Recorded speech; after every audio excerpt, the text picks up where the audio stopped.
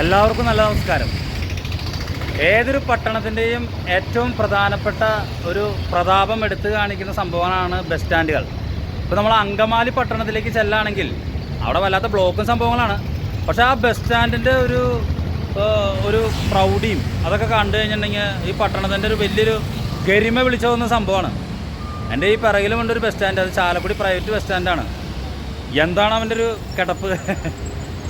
കിടപ്പ് മാത്രമല്ല, ചാലക്കുടിയുടെ ശാപസ്തംഭമായി കൊണ്ടിരിക്കുന്ന രണ്ട് പ്രധാനപ്പെട്ട സ്റ്റാൻഡുകൾ, അതിലൊരു സ്റ്റാൻഡാണ് ഈ പറയുന്ന ചാലക്കുടി പ്രൈവറ്റ് ബസ് സ്റ്റാൻഡ്.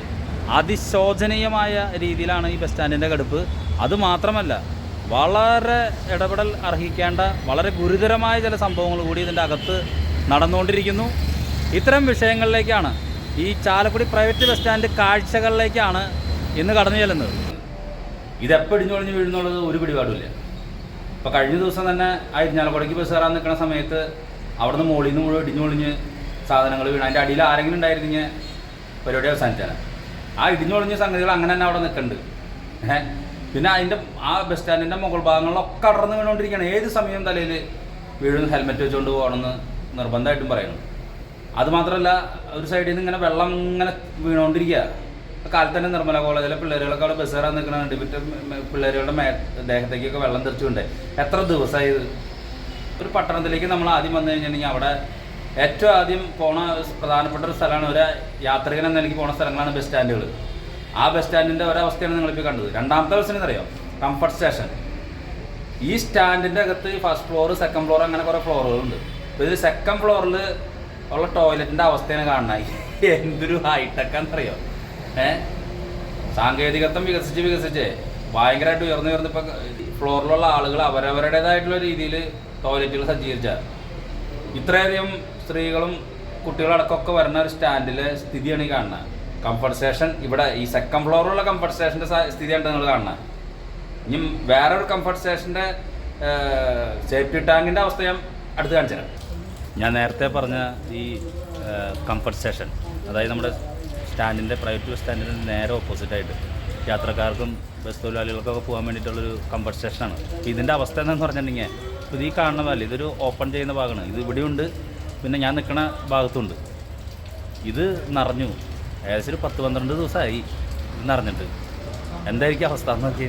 ഇവിടെ നിൽക്കാൻ പറ്റണില്ല, അത്രയേറെ സ്മെല്ലുണ്ട്. അപ്പോൾ ഇവിടെ ഈ ഇരിക്കുന്ന ആളുടെ സ്ഥിതി എന്തായിരിക്കും? 24 മണിക്കൂർ ഇവിടെ ഇരിക്കുന്ന ആളുകളുടെ. അപ്പോൾ ഇതാണ് സ്റ്റാൻഡിൻ്റെ സ്ഥിതി.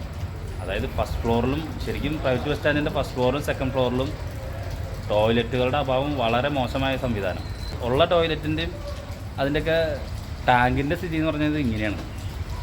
ഇപ്പോൾ ഇതാ നിൽക്കുന്ന ഓപ്പൺ ചെയ്യുന്ന മതി. ഇവിടെ ഭയങ്കര സ്മെല്ലാണ് ശരിക്കും പറഞ്ഞാൽ. ഒരു 8-10 ദിവസമായിട്ട് ഇതിങ്ങനെ നിറഞ്ഞു കിടക്കാണ്. അപ്പോൾ ഇതൊക്കെയാണ് ഇവിടുത്തെ. എന്നിട്ട് പൊതു ടോയ്ലറ്റുകളും സംഗതികളൊക്കെ ശുചിയായിട്ട് സംരക്ഷിക്കണം എന്നുള്ള അറിയിപ്പിനോടൊപ്പം ഇതുപോലുള്ള കാര്യങ്ങളിൽ ആരാണ് ഇടപെടൽ ചെയ്യേണ്ടത്? ഇതാണ് നമ്മുടെ ചാലക്കുടി പ്രൈവറ്റ് ബസ് സ്റ്റാൻഡിൻ്റെ ഏറ്റവും മുകൾ തട്ട്. കണ്ട, ഈ വെളുത്ത നിറം കാണുമ്പോൾ നമ്മൾ വിചാരിക്കും വാട്ടർ പ്രൂഫാണെന്ന്.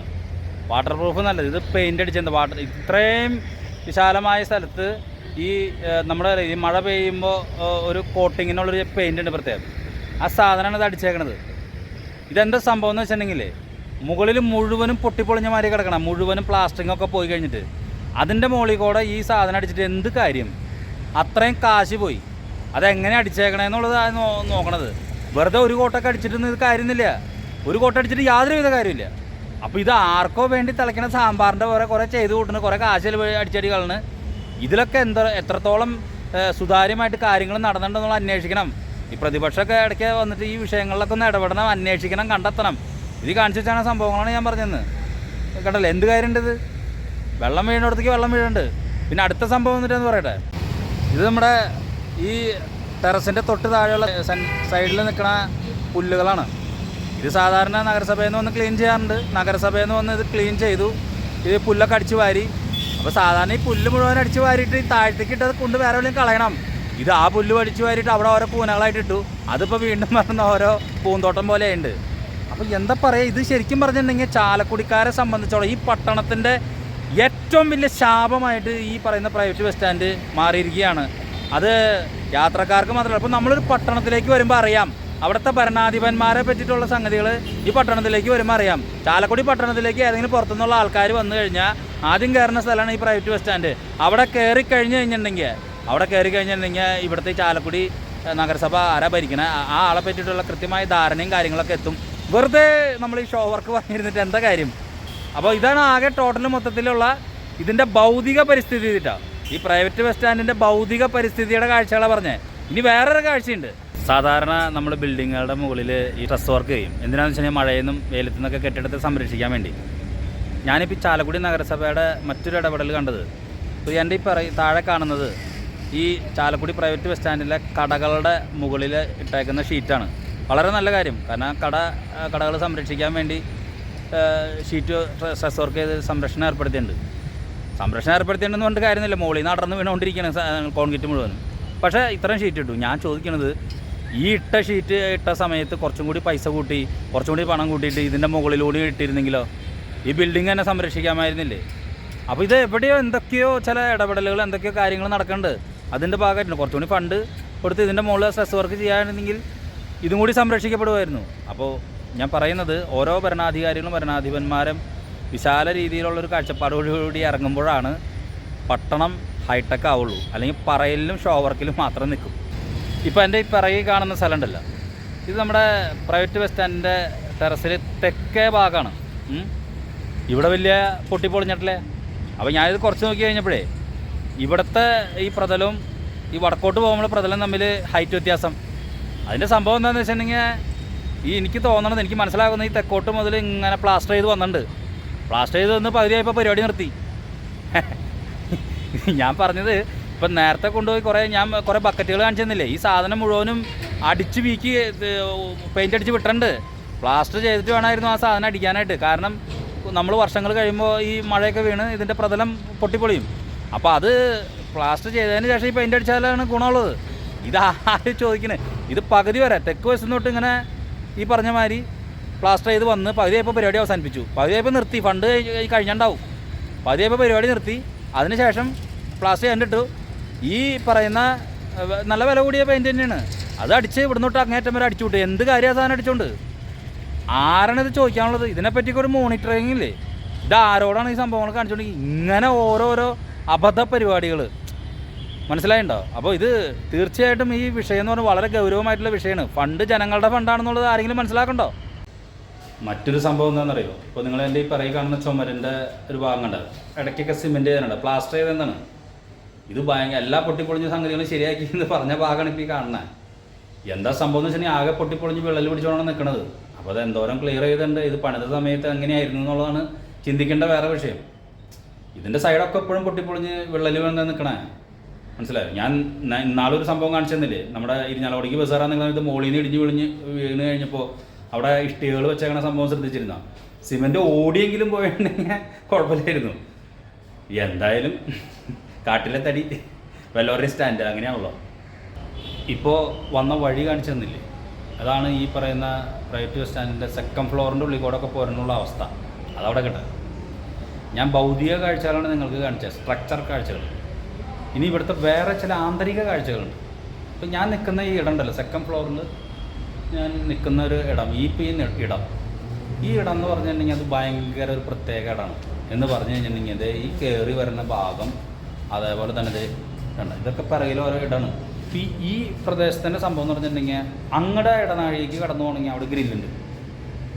അവിടെ ഗ്രില്ല് അടച്ചു കഴിഞ്ഞാൽ പിന്നെ അങ്ങോട്ട് പോകാൻ പറ്റില്ല. അതുപോലെ തന്നെ ഈ ഫ്രണ്ടിൽ എൻ്റെ ഭാഗത്തും ഗ്രില്ലുണ്ട്, അവിടെ അടച്ചു കഴിഞ്ഞിട്ടുണ്ടെങ്കിൽ അങ്ങോട്ടേക്ക് വരാം. പക്ഷേ ഇപ്പോൾ ഞാൻ നിൽക്കണ ഇടമുണ്ടല്ലോ, അത് ഈ കോണി വന്ന് കയറി ഇവിടെ നിൽക്കാം. ഇവിടെ നടക്കണ തനി അശ്ലീല പരിപാടികൾ എന്ന് പറഞ്ഞിട്ടുണ്ടെങ്കിൽ ഞാൻ മനസ്സിലാക്കിയിടത്തോളം ഈ എനർജി ഡിക്രീസ് ചെയ്യണ സ്ഥലമാണ് അവിടെ. അങ്ങനെ വേണമെങ്കിൽ എനർജി ഡിക്രീസിങ് പോയിൻ്റ് അല്ലെങ്കിൽ ഇൻക്രീസിങ് പോയിൻ്റോ എനർജി ഇല്ല, എനർജി തനി വൃത്തികെട്ട പരിപാടികളിൽ നിന്ന് നമ്മൾ ഈ മറൈൻ ഡ്രൈവിലൊക്കെ കാണില്ലേ ചില സാമൂഹിക ഈ ഞരമ്പന്മാർ, അവരൊക്കെ വന്നിട്ട് ഈ ഡ്രസ്സൊക്കെ പ്രത്യേക രീതിയിലാക്കിയിട്ട് അവരുടെ സുഖം കണ്ടെത്താൻ വേണ്ടി മറ്റുള്ളവരെ കാണിച്ചിട്ട് ചില അഭ്യാസ പ്രകടനങ്ങൾ കാണിക്കുന്നുണ്ട്. പരസ്യമായിട്ട് ഇവിടെ വന്ന് ഈ ഭാഗത്തൊക്കെ വന്ന് ചില ആൾക്കാർ ചെയ്യുന്നത്. അതുപോലെ തനി അശ്ലീലം കെട്ട സംഭവങ്ങൾ. ഇത് ഞാൻ ഒരു തവണ ഒരു വീഡിയോ ചെയ്തിട്ടുണ്ടായിരുന്നില്ല, ഇവിടുത്തെ ചില മാതാപിതാക്കളുടെ നെഞ്ച് തകർക്കുന്ന ചില കാഴ്ചകൾ മക്കൾ കാണിച്ചു കൊടുക്കുന്നു. ഇതെന്താ സംഭവം എന്ന് വെച്ചിട്ടുണ്ടെങ്കിൽ അതിശോചനീയമാണ്. ഇവിടെയൊക്കെ ആളുകൾ ഈ പ്രത്യേകിച്ച് ഉച്ച സമയങ്ങൾ അങ്ങനെയൊക്കെ പോകണ്ടെങ്കിൽ ഇവിടെയൊക്കെ ചില കാഴ്ചകൾ, ഇവിടെ ജോലി ചെയ്യുന്ന ഇവിടെ പല നല്ല സ്ഥാപനങ്ങളുണ്ട് ഇതിൻ്റെ അകത്ത്. അവർക്കൊക്കെ ഇത് പലപ്പോഴും നേരിട്ട് പറയാൻ പറ്റില്ലെന്ന് പേടിച്ചിട്ടാണെന്നത്. അത്രയേറെ അശ്ലീലമായ രീതിയിലുള്ള പരിപാടികളാണ് ഇനി നടക്കുന്നത്. എന്ത് നിലപാട്, എന്ത് ഇടപെടൽ ഈ പറയുന്ന ഭരണകൂടം ചെയ്തിട്ടുണ്ട്? ഞാൻ പറയുന്നത് ഇവിടുത്തെ സ്ഥാപനങ്ങളിലെ ഉടമകളും ഇവിടുത്തെ ആളുകളെല്ലാം ചേർന്ന് വളരെ ശക്തമായിട്ടുള്ള രീതിയിൽ ഈ കാര്യത്തിൽ നഗരസഭ ഉൾപ്പെടുന്ന സംവിധാനങ്ങളെ ഇടപെടൽ നടത്താൻ വളരെ ശക്തമായിട്ട് പറയണം. ഇത് ശരിക്കും പറഞ്ഞു കഴിഞ്ഞിട്ടുണ്ടെങ്കിൽ നമ്മുടെ വ്യക്തിത്വത്തെ തന്നെ തകർക്കുന്ന രീതിയിലുള്ള കാര്യങ്ങളാണെന്ന്. ചിലപ്പോൾ ചില കാഴ്ചകളൊക്കെ കണ്ടു കഴിഞ്ഞിട്ടുണ്ടെങ്കിൽ ചിലരുടെ അതോടുകൂടിയുള്ള അന്നത്തെ മൂഡ് മാത്രമല്ല പോകാമെന്ന്, വേറെ ലെവലിലേക്കൊക്കെ മാറിപ്പോകും ആൾക്കാർ. അത്ര മോശകരമായ കാര്യങ്ങൾ നടക്കുന്നൊരു ഇടമായിട്ട് ഈ സംഗതി മാറിക്കൊണ്ടിരിക്കുകയാണ്. ഞാൻ ചോദിക്കുന്നത്, ഇതുപോലെ ഈ ചാലക്കുടി പട്ടണത്തിൻ്റെ ശാപങ്ങളായിട്ട് മാറിക്കൊണ്ടിരിക്കുന്ന ഇത്തരത്തിലുള്ള ഈ സ്റ്റാൻഡ് സംവിധാനത്തിൽ തീർച്ചയായിട്ടും നിങ്ങളാരും ഇടപെടാൻ തയ്യാറാകുന്നില്ലെങ്കിൽ ഇവിടെ നടക്കുന്ന സംഭവങ്ങളുടെ പേരിൽ ഈ ചാലക്കുടി പട്ടണം ഏറ്റവും മോശകരമായ വാർത്തകളിലേക്ക് ഇടം പിടിക്കും എന്ന് മാത്രമാണ് പറയാനുള്ളത്. ഈ എനർജി ഡിക്രീസ് ചെയ്യണവനും ഇൻക്രീസ് ചെയ്യണവനൊക്കെ കൈ ഇതുമ്മക്കോടെ കൊണ്ടുപോയി ഒന്ന് പൊളിഞ്ഞിരുന്നെങ്കിൽ എന്ന് ചിന്തിച്ചു പോകും. പക്ഷേ സാധാരണക്കാരുടെ കൈയൊക്കെയാണ് ഈ പറയുന്ന കോണിപ്പടിമേക്കോടെ ഇറങ്ങുമ്പോൾ കൈവരിമേ പിടിച്ചേ ഉള്ള പണി കിട്ടുന്നത്. ഏറ്റവും വലിയ കോമഡി എന്ന് പറഞ്ഞാൽ ഇതിൻ്റെ കൈവരി എവിടെ കിടക്കണമെന്നറിയോ? അതാ ഫ്രണ്ടിൽ നമ്മൾ കണ്ട സൺഷൈഡിൽ കിടക്കുന്നുണ്ട്. അതാരും എടുത്തുകൊണ്ട് പോകാണ്ടിരിക്കാൻ വേണ്ടി ഇട്ടേക്കുന്നതെന്നാണ് മനസ്സിലാക്കണത്. ഈ ചാലക്കുടി പ്രൈവറ്റ് ബസ് സ്റ്റാൻഡിൽ ഒരുപാട് കെട്ടിട മുറികൾ പണിതിട്ടുണ്ട്. ഇപ്പം എൻ്റെ ഈ പിറകിൽ കാണുന്ന ആ ബിൽഡിങ്ങില്ലേ, അവിടെ ഒരുപാട് മുറികളുണ്ട്. താഴത്തെ മുറികളൊക്കെ ഒരുപാട് ലക്ഷങ്ങൾ കൊടുത്ത് വാങ്ങിച്ചിട്ടാണ് മുറികളാണ്. പക്ഷെ അവിടെ ഒരു സ്ഥാപനവും വരണില്ല. മനസ്സിലായി? എൻ്റെ ഈ പിറകിൽ കാണുന്നത് ഞാൻ മുന്നൊരു വീഡിയോ ചെയ്തതാണ്. ഒരു സ്ഥാപനവും അവിടെ വരില്ല. ആകെ ഇപ്പോൾ നിലവിലുള്ള മുകളിലുള്ള കുറച്ച് സ്ഥാപനങ്ങൾ മാത്രമേ ഉള്ളൂ. എന്തുകൊണ്ടാണ് അവിടെ സ്ഥാപനങ്ങൾ വരാത്തത്? ഇതൊക്കെ ഒരു വീക്ഷണകോണോടുകൂടി ചിന്തിക്കണം. നമ്മുടെ പ്രൈവറ്റ് ബസ് സ്റ്റാൻഡിൽ ബസ്സുകളെല്ലാം കിടക്കുന്നത് എങ്ങനെയാണെന്നറിയോ? കിഴക്ക് വശത്തേക്ക് അഭിമുഖമായിട്ടാണ് ബസ്സുകളെല്ലാം വന്ന് ഹോൾട്ട് ചെയ്യുന്നത്. എന്ന് വെച്ചിട്ടുണ്ടെങ്കിൽ യാത്രക്കാരെ കയറ്റിക്കൊണ്ട് പോകുന്നത്. ഒരു 3-4 ബസ്സുകൾ ഇവിടെയും കൂടിയും ഹോൾട്ട് ചെയ്യാനായിട്ടില്ല. അല്ലെങ്കിൽ ഇവിടെ ഏതെങ്കിലും ഈ പടിഞ്ഞാറ് വശങ്ങളിലേക്കുള്ള മാള അങ്ങനെയുള്ള കൊടുങ്ങല്ലൂർ ഭാഗങ്ങളിലേക്കുള്ള ബസ്സുകൾ ഈ ഭാഗത്ത് ഹോൾട്ട് ചെയ്യുകയാണെങ്കിൽ ഇവിടെ ഒരാളനക്കം ഉണ്ടാവും, ആളുകൾ വരും, സ്ഥാപനങ്ങൾ വരും. അപ്പോൾ ഇതൊന്നും നമ്മൾ മനസ്സിലാക്കാതെയാണ് പലപ്പോഴും ഇവിടെ ഓരോ കാര്യങ്ങൾ ഇവിടെ ചെയ്തും ബിൽഡിങ്ങുകളും ചെയ്തു വെച്ചേക്കുന്നത്. സ്റ്റാൻഡിൻ്റെ അവസ്ഥ മാത്രമല്ല, സ്റ്റാൻഡിനെ പറ്റിയിട്ടുള്ളൊരു വീക്ഷണകോണും ഇല്ലാതെയാണ് പലപ്പോഴും ഓരോ കാര്യങ്ങൾ ചെയ്തു വെച്ചത്. ഇതിൻ്റെ ബാക്കി പത്രം എന്താണെന്ന് വെച്ചിട്ടുണ്ടെങ്കിൽ ഏറ്റവും മികച്ചൊരു ശാപസ്തംഭമായിട്ട് ഈ പ്രൈവറ്റ് ബസ് സ്റ്റാൻഡ് മാറിക്കൊണ്ടിരിക്കുന്നുണ്ട്. ഒരുപാട് ആളുകൾ ഇരുന്ന് പ്രാവണമുണ്ട്. ഇത് തന്നെയാണ് സംഭവം. ചാലക്കുടി പ്രൈവറ്റ് ബസ് സ്റ്റാൻഡിനെ സംബന്ധിച്ചിടത്തോളം മുനിസിപ്പാലിറ്റി കാലാകാലങ്ങളിൽ വരുന്ന മുനിസിപ്പാലിറ്റി ചെയ്തുകൊണ്ടിരിക്കുന്നത് അവർ വേണ്ടത്ര സാങ്കേതികവിദ്യ ഉപയോഗിക്കാതെ എന്തെങ്കിലുമൊക്കെ പൊടി തട്ടി കാണിച്ചുകൊണ്ട് ഫണ്ട് ഉപയോഗിക്കുന്നുണ്ട്. പക്ഷേ അതിൻ്റെ യഥാർത്ഥ ഗുണം ഇവിടെ കിട്ടുന്നില്ല. ഇവിടെ ഇപ്പോൾ കഴിഞ്ഞ ദിവസം ഇതിൻ്റെ സീലിംഗ് അടർന്നു വീണു കടകളിൽ നിന്ന്. ഭാഗ്യം കൊണ്ട് ആ സമയത്ത് ആരും അവിടെ ഇല്ലാതിരുന്നതുകൊണ്ട് ജീവൻ നഷ്ടപ്പെട്ടില്ല. നിരന്തരം വിദ്യാർത്ഥികളും യാത്രക്കാരും നിറഞ്ഞു നിൽക്കുന്ന ഈ സ്ഥലത്ത് ഇതുപോലുള്ള ശോചനീയമായിട്ടുള്ള അവസ്ഥയെ സംബന്ധിച്ച് വ്യക്തമായിട്ടുള്ളൊരു കാഴ്ചപ്പാടില്ലാതെ ഇവർ ബിൽഡിംഗ് പുനർനിർമ്മിക്കണം എന്നാണ് ഇപ്പോൾ പറയുന്നത്. യഥാർത്ഥത്തിൽ ബിൽഡിംഗ് പുനർനിർമ്മാണത്തിൻ്റെ ആവശ്യം ഇപ്പോൾ ഇവിടെയില്ല. ഈ ബിൽഡിങ്ങിൽ ഇപ്പോൾ ചെയ്യേണ്ട പണി എന്ന് പറയുന്നത് മുകളിൽ ഷീറ്റ് നെയ്യുക, അതുപോലെ പൊട്ടിപ്പൊളിഞ്ഞേക്കുന്ന സീലിങ്ങൊക്കെ ഭംഗിയായിട്ട് ശരിയാക്കുക, അത്തരം കാര്യങ്ങൾ ചെയ്യുക എന്നുള്ളതാണ് ഒന്ന്. പിന്നെ പ്രധാനമായിട്ട് പറയാനുള്ളത് ഈ നമ്മുടെ അവിടെ ഇപ്പോൾ വെയിറ്റിംഗ് ഷെഡ് എന്ന രൂപത്തിൽ കുറച്ച് 2 സ്ഥലങ്ങളുണ്ട്. അവിടെ ഇപ്പോൾ കാണുന്നത് കുറച്ച് സാമൂഹ്യ തൊഴിലായിട്ടുള്ള ആളുകൾ സന്ധ്യാസമയത്തും അതുപോലെ തന്നെ പകൽ പോലും അവിടെ ഇരുന്ന് കിടന്നുറങ്ങുകയും അതോടൊപ്പം തന്നെ പരസ്യമായിട്ട് വന്നിരിക്കുകയും ചെയ്യുന്ന അവസ്ഥയും. ഇവിടെ ചാരുബെഞ്ചുകൾ ലയൺസ് ക്ലബിൻ്റെ നേതൃത്വത്തിൽ ബന്ധപ്പെട്ട കൗൺസിലർ ജോജിയുടെ നേതൃത്വത്തിൽ ഇവിടെ കൊണ്ടുവന്ന് ഇടുകയുണ്ടായി യാത്രക്കാരുടെ സൗകര്യാർത്ഥം. പക്ഷെ അതൊക്കെ സാമൂഹ്യ ദ്രോഹികൾ രാത്രി കാലങ്ങളിൽ തല്ലിപ്പൊളിച്ച് ഇവിടെ കൊണ്ടുപോയി. എന്ത് നല്ല കാര്യങ്ങൾ ഇവിടെ ചെയ്താലും വേണ്ടത്ര സെക്യൂരിറ്റി ഇല്ലാത്തതുള്ളൂ. അതോടൊപ്പം തന്നെ പോലീസ് പണ്ടൊക്കെ രാത്രി കാലങ്ങളിൽ ഇവിടെ വന്ന് ഇടയ്ക്കിടയ്ക്ക് ചെക്കിങ് ഉണ്ടാകുമായിരിക്കും. കുറച്ച് കാലങ്ങളായിട്ട് ഇപ്പോൾ അതൊന്നും കാണുന്നില്ല ഇവിടെ. പോലീസ് ഒന്നും കൂടെ ഇവിടെ സജീവമാണെങ്കിൽ, അതുപോലെ തന്നെ മുനിസിപ്പാലിറ്റി അധികൃതരും വേണ്ടത്ര ജാഗ്രത പുലർത്തുകയാണെങ്കിൽ ഇവിടുത്തെ പല പ്രശ്നങ്ങളും ഇല്ലാതാക്കാൻ നമുക്ക് കഴിയും. ഈ കംഫർട്ട് സ്റ്റേഷനെ പറ്റിയിട്ട് എന്താണ് പറയാനുള്ളത്? അത് വെള്ളത്തിലാണ് പറഞ്ഞത്. വെള്ളത്തിൽ, അതായത് ഒരു മഴ പെയ്ത് കഴിഞ്ഞാൽ വെള്ളം കിട്ടുന്ന ഒരു സ്ഥലമാണ്. മാത്രമല്ല അവിടെ ശരിയായ രീതിയിലുള്ള ശുചിത്വം മറ്റു കാര്യങ്ങൾ സമയാസമയങ്ങളിൽ നിർവഹിക്കാത്തതുകൊണ്ട് എല്ലാ മാലിന്യങ്ങളും വൃത്തികേടാക്കി തിരിക്കും. പ്രത്യേകിച്ച് സ്ത്രീകളടക്കമുള്ള ആളുകൾ ഈ ബസ് സ്റ്റാൻഡിൽ മറ്റൊരു കമ്പത്ത് സ്റ്റേഷൻ ഇല്ലാത്തതുകൊണ്ട് ഈ കമ്പത്ത് സ്റ്റേഷനെ ആശ്രയിച്ചുകൊണ്ടാണ് ഇവിടെയുള്ള സ്ത്രീകളും യാത്രക്കാരും അങ്ങോട്ട് പോകുന്നത്. അവിടെ ചെന്ന് കഴിഞ്ഞാൽ മിക്കവാറും സമയത്ത് അത് കംപ്ലൈൻറ്റാണ്. മാത്രമല്ല വെള്ളത്തിൻ്റെ കാര്യത്തിലായിരിക്കും. ഇവിടെ വെള്ളത്തിന് നല്ല രീതിയിലൊരു സംവിധാനങ്ങളൊന്നും ഇല്ല മുനിസിപ്പാലിറ്റി ബസ് സ്റ്റാൻഡിൽ.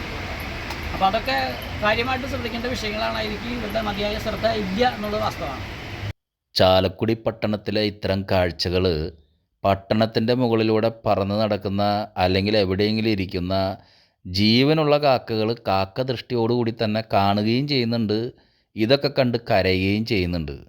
അത് കുറേ കാശ് ചിലവാക്കി വെച്ചേക്കണ വെറും കോമാളിയായിട്ടുള്ള കാക്കേനെ പോലെ അല്ല എന്നുള്ളൊരു കാര്യം ആദ്യമേ പറയാണ്. ജീവനുള്ള ഭരണാധികാരികൾ ഉണ്ടാകട്ടെ, പ്രതിമ കണക്കിരുന്നിട്ട് കാര്യമൊന്നുമില്ലല്ലോ.